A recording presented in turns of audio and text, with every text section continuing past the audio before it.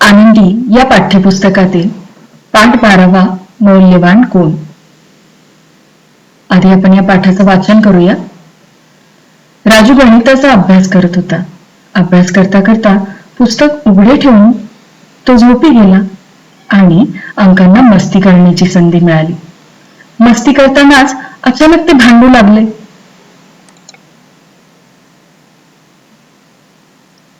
एक दोनला म्हणाला, मी तुझ्यापेक्षा मोठा आहे.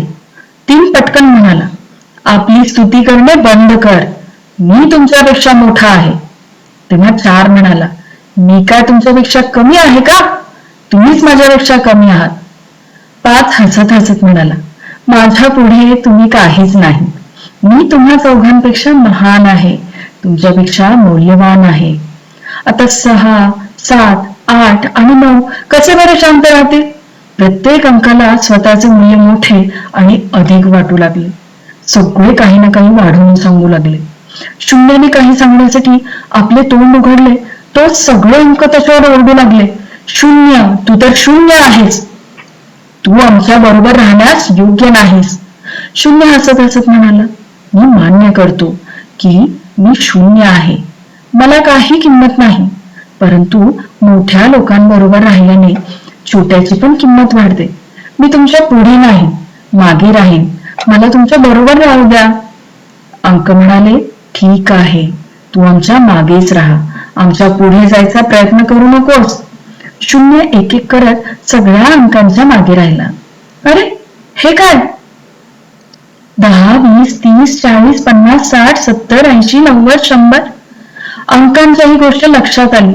तेव्हा त्यांनी विचार केला, जेव्हा ते एकटेच होते तेव्हा त्यांची किंमत खूपच कमी होती, पण शून्य त्यांच्या मागे आल्याने त्यांची किंमत कितीतरी पटीने वाढली. 1 या अंकाने विचार केला, मी फक्त 1 होतो. 1 शून्य दिला आणि मी 10 झालो, आणि 2 शून्य दिल्यावर मी 100 झालो. वा, मी किती पटींनी वाढलो. सगळ्या अंकांना ही गोष्ट लक्षात आली की कोणीही छोटा नसतो. कुणाला कधीच कमी समजू नये, कुणाचा तो लहान आहे असे म्हणून अपमान करू नये. गणित सोडवता सोडवता राजूच्या पण ही गोष्ट लक्षात आली की आपण नेहमी विनम्र असायला हवे, तरच आपला आदर व किंमत वाढेल. या पाठाचे तात्पर्य आहे, अंगी नम्रता सदा असावी, कुणाचीही किंमत कमी न लेखावी.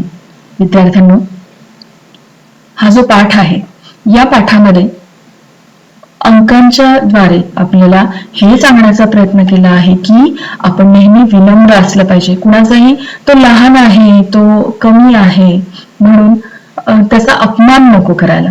आता या पाठामध्ये सांगितलेलं आहे की एक मुलगा आहे राजू, तो गणिताचा अभ्यास करत आहे आणि कल्पना केलेली आहे की त्या पुस्तकातले अंक जे आहेत ते एक एक करून बाहेर आले आणि मग खेळता खेळता या अंकांचं भांडण सुरू झालं आणि मग प्रत्येक जण मी कसा मोठा आहे हे सांगण्याचा प्रयत्न करू लागला.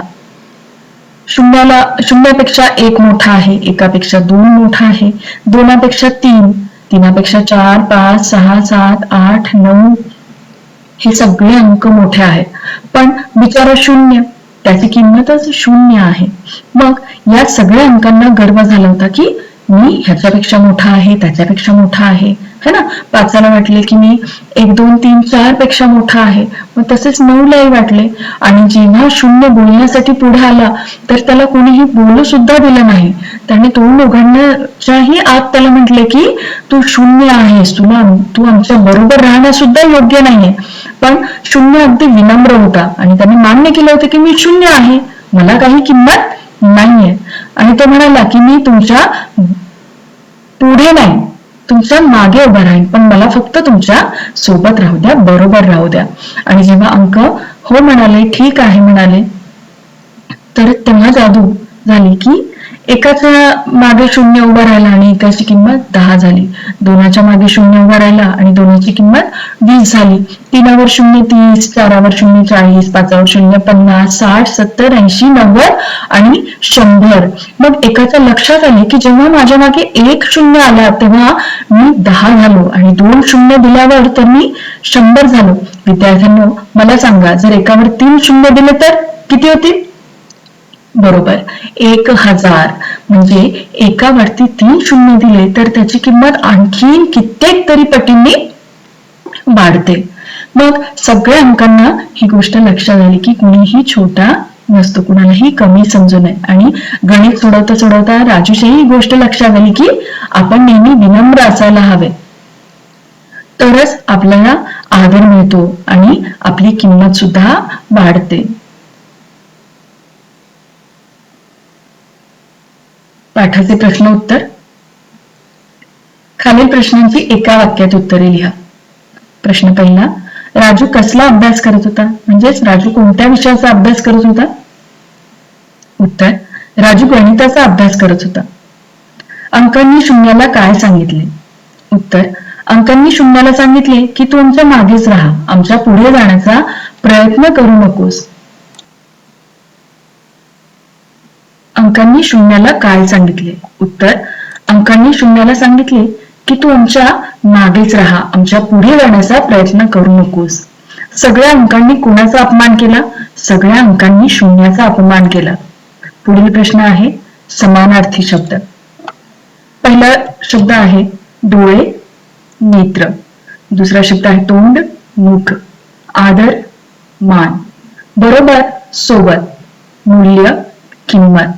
मान्य, स्वीकार.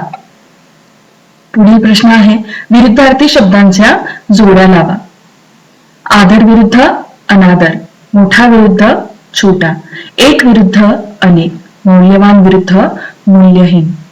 पुढील प्रश्न आहे अक्षरे उलट्या क्रमाने लिहून नवीन शब्द तयार करा.